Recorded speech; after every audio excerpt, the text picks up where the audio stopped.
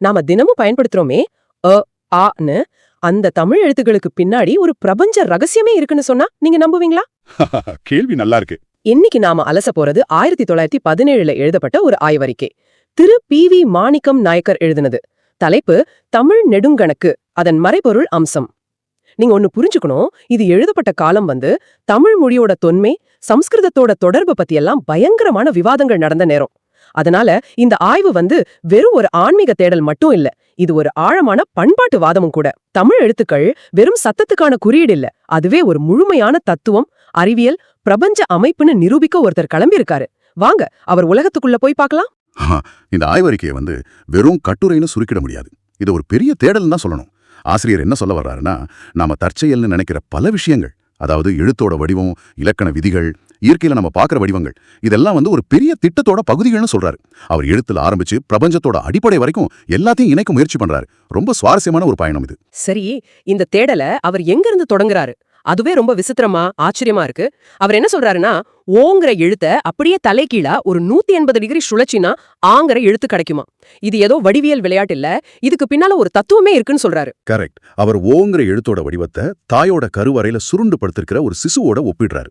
அந்த வளைஞ்ச பகுதி கரு, அதுல இருந்து வர்ற கோடுகள் தொப்புள் கொடி, நஞ்சு கொடின்னு ஒரு படிமத்தை உருவாக்குறாரு.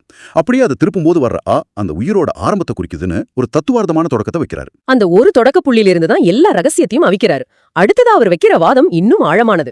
ஆங்கிறது அது ஒரு தனி எழுத்து இல்லையா, அது அ உ மா.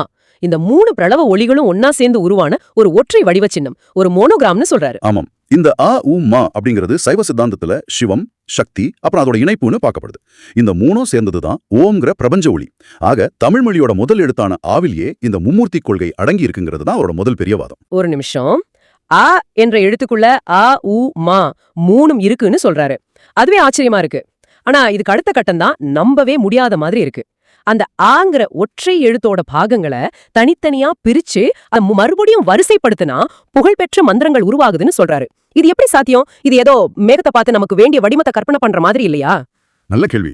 அவர் இதை சும்மா கற்பனையா சொல்லல, வரைபடம் எல்லாம் போட்டு விளக்குறாரு. ஆ எழுத்துல உள்ள வளைவுகள், கோடுகள்னு ஒவ்வொரு பகுதியையும் தனித்தனி கூறுகளா பிரிக்கிறாரு.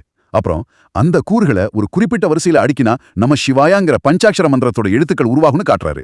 அதே மாதிரி வேற ஒரு வரிசையில வச்சா சரவணபவாங்கிற சடாச்சர மந்திரம் உருவாகும்னு விளக்குறாரு. இது ஒரு வடிவேல் புதிர் மாதிரி இருக்கு. ஆனா அவர் இதோட நிறுத்திக்கல இல்லையா? அந்த கூறுகளோட எண்ணிக்கை கூட கடவுள்களோட வடிவங்களோட தொடர்பு படுத்துறாரே. மிகச்சரியா சொன்னீங்க. நமசிவாய மந்திரத்தை உருவாக்க பயன்படுற கூறுகளோட எண்ணிக்கை 10ன்னு சொல்றாரு. இது சிவனோட 5 முகங்களையும் 10 கைகளையும் குறிக்குதுன்னு ஒரு விளக்கம். அதே போல சரவணபவ மந்திரத்தை உருவாக்குற 12 கூறுகள் முருகனோட 6 முகங்களையும் 12 கைகளையும் குறிக்குதுன்னு ஒரு கணக்கு முன்வைக்கிறாரு. இங்க நீங்க ஒரு விஷயத்தை கவனிக்கணும். அவர் ஒரு வடிவத்தை மட்டும் பார்க்கல, அந்த வடிவத்துக்குள்ள ஒரு எண்ணியல் ரகசியத்தையும் ஒரு நியூமராலஜியும் பார்க்கறாரு. ஓஹோ, இப்ப புரியுது. இது ஒரு வடிவமைப்பு முறை மாதிரி. ஒரு புனிதமான எண்ணை எடுத்துக்கிட்டு அதை எழுத்தோட கூறுகளுக்குள்ள கண்டுபிடிக்கிறது. இந்த இணைப்பு உண்மையா இல்லையாங்கிறத தாண்டி இப்படி ஒரு சிந்தனை அமைப்பை உருவாக்குறதே பெரிய விஷயம்தான். அடுத்து அவர் எழுத்துக்களோட வடிவத்திலிருந்து மொழியோட விதிகளுக்கு, அதாவது இலக்கணத்துக்கு தாவுறாரு. இதுதான் இந்த ஆய்வோட அடுத்த அத்தியாயம். தமிழ் இலக்கணத்துல உள்ள சொற்கள் வெறும் விதிகள் இல்ல, அவை இந்து தத்துவத்தோட நேரடி பிரதிபலிப்புகள்னு சொல்றாரு. உதாரணத்துக்கு உயிரெழுத்துக்கள், மெய்யெழுத்துக்கள், இது எல்லாம் எப்படி தத்துவத்தோட இணைக்கிறாரு? ரொம்ப எளிமையா வளர்க்கிறாரு. உயிரெழுத்துக்கள்னா ஆன்மா, அதாவது ஜீவாத்மா. மெய்யெழுத்துக்கள்னா அந்த ஆன்மா தங்கி இருக்கிற உடல். அப்ப உயிர்மெய் எழுத்துக்கள் உடலில் ஆன்மா புகுந்த நிலை. இது கேட்க சிம்பிளா இருந்தாலும் மொழிய வெறும் தகவல் தொடர்பு கருவியா பார்க்காம அது ஒரு தத்துவ கட்டமைப்பா பார்க்கிற பார்வை இது. இதுல எனக்கு ரொம்ப பிடிச்சது மெய்யெழுத்துக்களோட வகைகளை குணங்களோட ஒப்பிடுறது.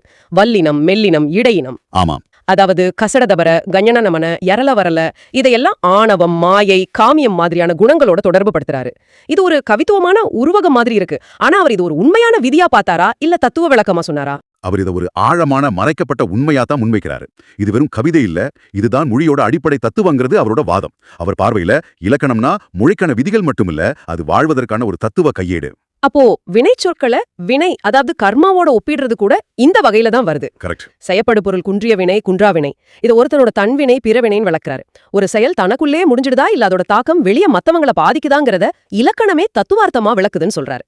அப்போ நம்ம சரியா இலக்கணம் பயன்படுத்தலனா அது வெறும் இலக்கண பிழை இல்ல, அது ஒரு கர்மா பிழை. ஆமா, அப்படி ஒரு வேடிக்கையான கோணத்திலையும் பார்க்கலாம். ஆனா அவர் சொல்ல வர்றது அது இல்ல. ஒரு மொழியோட அமைப்பு, அதை உருவாக்கின மக்களோட உலக பார்வையை எப்படி பிரதிபலிக்குதுங்கிறதா முக்கியம். இதுக்கு உச்சகட்ட உதாரணம் உடம்படுமைங்கிற இலக்கண விதிக்கு அவர் கொடுக்கிற விளக்கம். ஆமா, இது பள்ளிக்கூடத்துல படிச்சது. 2 உயிரெழுத்துக்கள் சேரும்போது நடுவுல ஈ அல்லது வங்கிற மெய் எழுத்து தோன்றும். இது எப்படி தத்துவமாகும்? இத ஒரு பாலமா கற்பனை பண்ணிக்கோங்க. இலக்கணத்துல நிலைமொழியோட கடைசியிலையும் வருமொழியோட முதல்லையும் உயிரெழுத்துக்கள் வந்தா அதுங்க நேரடியா இணைய முடியாது. அதை இணைக்க ஈ அல்லது வங்கிற ஒரு பாலம் தேவை. நாய்க்கர் இதை பார்த்துட்டு ஆஹா இதுதான் அதுன்னு சொல்றாரு. ஜீவாத்மா அதாவது தனி ஆன்மா பரமாத்மாவோட அதாவது பிரபஞ்ச ஆன்மாவோட நேரடியா இணைய முடியாது. அதுக்கு ஒரு சிறப்பு உடல் இல்லனா ஒரு இணைப்பு தேவை. அந்த இணைப்பை தான் இந்த உடம்படுமை எழுத்துக்கள் குறிக்குதுன்னு சொல்றாரு. பாருங்க, ஒரு சின்ன ஒலிப்பு விதிக்குள்ள எவ்வளவு பெரிய தத்துவத்தை ஏத்துறாரு. ஆஹா, எழுத்துக்களுக்குள்ள மந்திரம், இலக்கணத்துக்குள்ள கர்மான்னு ஒரு முழு பிரபஞ்சத்தையே மொழிக்குள்ள கட்டமைச்சிட்டாரு. இதுக்கு பிறகு இந்த மொழிக்குள்ள இருக்கிற பிரபஞ்சத்தை நிஜ உலகத்துல இருக்கிற பிரபஞ்சத்தோட ஒப்பிட ஆரம்பிக்கிறாரு. இந்தேந்து தான் ஆய்வு உடற்கூறியல் பக்கம் போகுது. ஆமா, ஓம்ங்கிற பிரணவ எழுத்தோட வடிவம் மனித உடல்லையும் மத்த இயற்கை வடிவங்களையும் திரும்ப திரும்ப காணப்படுதுங்கிறது அவரோட அடுத்த பெரிய வாதம். இதை நிரூபிக்க அவர் நிறைய வரைபடங்களை பயன்படுத்துறாரு. மூளையோட குறுக்குவெட்டு தோற்றம், தண்டுவடத்தோட அமைப்பு, மனுஷ காதோட வெளிப்புற உட்புற வடிவம், சிறுநீரகத்தோட வரைபடம், ஏன் செரிமான மண்டலத்தோட ஒட்டுமொத்த வரைபடம் கூட ஓம் வடிவத்தை ஒத்துருக்குன்னு ஒப்பிட்டு காட்டுறாரு. இதுல ரொம்ப தாக்கத்தை ஏற்படுத்தின ஒப்பீடு மனித கருவோட வளர்ச்சி. இதுதான் அவரோட மிக வலிமையான காட்சி ஆதாரம் இல்லையா? நிச்சயமா, கரு உருவானதுல இருந்து பிறக்கிற வரைக்கும் அதோட ஒவ்வொரு வளர்ச்சி நிலையும் படமா விளக்குறாரு. ஆரம்பத்துல ஒரு வளையம் மாதிரி இருக்கிற கரு நாட்கள் போக போக வளைஞ்சு தலை, உடல், தொப்புள் கொடின்னு எல்லாம் சேர்ந்து 9வது மாசத்துல முழுமையான ஓம் வடிவத்தை அடையுதுன்னு காட்டுறாரு. இந்த ஒற்றுமை மனுஷனுக்கு மட்டும்தானா இல்ல மத்த உயிரினங்களுக்கும் பொருந்துமா? அங்கதான் அவர் தன்னோட வாதத்தை இன்னும் விரிவுபடுத்துறாரு. மீன், பல்லி, ஆமை, கோழி, பன்றி, முயல்னு பல முதுகெலும்புள்ள உயிரினங்களோட கரு வளர்ச்சியிலையும் ஆரம்ப கட்டங்கள்ல இந்த ஓம் வடிவம் காணப்படுறத சுட்டி காட்டுறாரு. இதன் மூலமா இது மனுஷனுக்கு மட்டும் உரிய வடிவம் இல்ல, இது உயிர்களோட ஒரு பிரபஞ்ச பொதுவான வடிவம்னு வாதிடுறாரு. அதோட அவர் நிறுத்தல, பிரபஞ்சத்தோட மிகச் சிறிய துகள்கள் வரைக்கும் இந்த ஒப்பீட்டை கொண்டு போறாரு. ஆமா, இங்கதான் அவர் தன்னோட வாதத்தோட உச்சத்துக்கு போறாரு. அவர் உயிரணுக்கள் பிரியிற ஒரு செயல்முறையான கேரியோகைனசிஸ் பத்தி பேசுறாரு. அதாவது செல் பிரிதலின் போது குரோமோசோம்கள் நகருமே, அந்த நுட்பமான நடனம் கூட இந்த ஓம் மாதிரி ஒரு சுழல் வடிவத்துல தான் இருக்குன்னு சொல்றாரு. அங்கிருந்து இன்னும் கீழே போய் அணுவுக்குள்ள இருக்கிற துகள்களோட சுழற்சியும் இதே அடிப்படை வடிவத்துல தான் இருக்குன்னு குறிப்பிடுறாரு. சுருக்கமா சொல்லணும்னா இந்த ஒற்றை சின்னம் பிரபஞ்சத்தோட ஒரு தொடர்ச்சியான கையொப்பம் மாதிரி. ஒரு அணுவுல இருந்து ஒரு அண்டம் வரைக்கும் எல்லா இடத்துலயும் இருக்குங்கிறது தான் அவரோட வாதம். இது வரைக்கும் எழுத்து, இலக்கணம், உடற்கூறியல், உயிரியல், இயற்பியல்னு ஒரு பிரம்மாண்டமான தத்துவ அமைப்பை கட்டமைச்சிட்டாரு. இதோட இந்த ஆய்வு முடிஞ்சிருக்கும்னு தான் எல்லாரும் நினைப்பாங்க.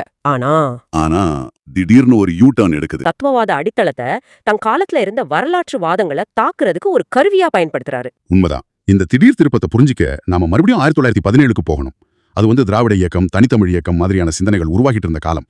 ஆரியர் திராவிடர் யாரு, தமிழோட தொன்மை என்ன, சம்ஸ்கிருதத்தோட தாக்கம் எவ்வளவுங்கிற கேள்விகள்லாம் அறிவுஜீவிகள் மத்தியில கொழுந்து விட்டு எரிஞ்சது. இந்த சூழல்ல தான் நாயக்கர் தான் வாதங்களை முன்வைக்கிறாரு. அப்படியானா அவரோட வரலாற்று வாதங்கள் என்ன? எதை அவர் எதிர்க்கிறாரு? முக்கியமா தமிழ் மொழி சமஸ்கிருதத்திலிருந்து உருவானது இல்லனா அதுக்கு கீழே இருக்குங்கிற கருத்தை அவர் ரொம்ப கடுமையா எதிர்க்கிறாரு. அவர் கேட்கிறாரு, தமிழ் எழுத்துக்களுக்கும் இலக்கணத்துக்கும் இவ்வளவு ஆழமான தனித்துவமான தத்துவ பின்னணி இருக்கும்போது அது எப்படி வேறொரு மொழியிலிருந்து வந்திருக்க முடியும்? இதுதான் அவரோட அடிப்படை கேள்வி.